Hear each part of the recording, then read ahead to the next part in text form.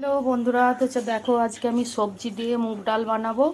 এতে আছে ফুলকপি, কড়াইশুঁটি, বিনস, গাজর, আর এখানে মুগের ডাল, অল্প তেল আর আদা ঘষে আমি ডালটাকে ভেজে নিচ্ছি।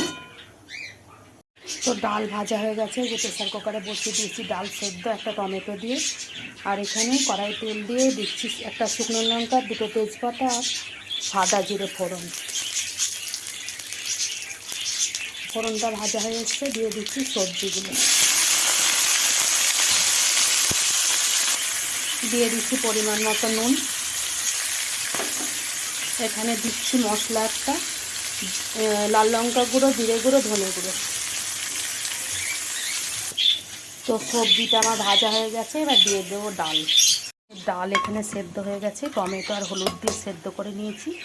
তো চলো এবার ছেড়ে দিই।